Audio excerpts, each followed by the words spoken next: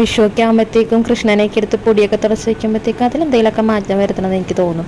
2 കൊല്ലം മുന്നേ നമ്മൾ കൊടുങ്ങല്ലൂർ അമ്പലത്തിൽ നിന്ന് വാങ്ങിയിട്ടുണ്ടായിരുന്ന കൃഷ്ണനാണ് കേട്ടോ ഇത്. ഈ കൃഷ്ണനെ വാങ്ങിക്കുന്ന സമയത്ത് കൃഷ്ണന് മയിൽപ്പീലിക്കോ മറ്റാഭരണങ്ങൾക്കൊന്നും കളറുകളൊന്നും ഉണ്ടായിരുന്നില്ല കേട്ടോ. അപ്പോൾ കഴിഞ്ഞ വർഷം ഞാൻ പെയിൻ്റ് അടിച്ചതാണ് ഈ ഗോൾഡൻ കളറും മയിൽപ്പീലിയുടെ കളറും, പിന്നെ ആ ഒരു കഴുത്തിലൊരു മാല വന്നിട്ടുണ്ടല്ലോ, അതെല്ലാം നമ്മൾ കഴിഞ്ഞ വർഷം ചെയ്തിട്ടുണ്ടായിരുന്നതാണ് കേട്ടോ. അപ്പോൾ ഈ പ്രാവശ്യം എനിക്ക് കൃഷ്ണന് മൊത്തത്തിലൊന്ന് കളർ മാറ്റിയാലോ എന്നുള്ളൊരു ചിന്ത വന്നു. അങ്ങനെയാണ് നമ്മൾ കൃഷ്ണന് നീല കളറാക്കാമെന്ന് വിചാരിച്ചത്. അങ്ങനെ കൃഷ്ണൻ്റെ കൈക്കും കാലിനും ദേഹത്ത് ഫുള്ളും നമ്മൾ നീല കളർ അടിച്ചു കൊടുത്തിട്ടുണ്ട്. പിന്നെ മുഖത്തോടെ അടിച്ച് കംപ്ലീറ്റ് ആക്കിയിട്ടുണ്ട്. കിരീടത്തിനൊക്കെ നമ്മൾ നേരത്തെ അടിച്ചിട്ടുണ്ടായിരുന്ന ഗോൾഡൻ കളറിന് ചെറിയ മങ്ങൽ വന്നിട്ടുണ്ട്. അതുകൊണ്ട് തന്നെ നമ്മൾ ഗോൾഡൻ കളർ കിരീടത്തിനും കമ്മലിനും മറ്റ് ആഭരണങ്ങൾക്കൊക്കെ അടിച്ചു കൊടുത്തിട്ടുണ്ട് കേട്ടോ.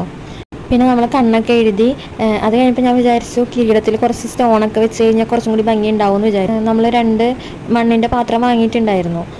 അതുകൂടെ നമ്മളിപ്പോൾ പെയിൻ്റ് അടിച്ചെടുത്തിട്ടുണ്ടേ. അങ്ങനെ നമ്മൾ ഇങ്ങനെ ഉണ്ടോ കണിയൊക്കെ സെറ്റ് ചെയ്തിട്ടുണ്ടായിരുന്നു. അപ്പം നിങ്ങളുടെ വിഷയം എങ്ങനെ ഉണ്ടായിരുന്നു?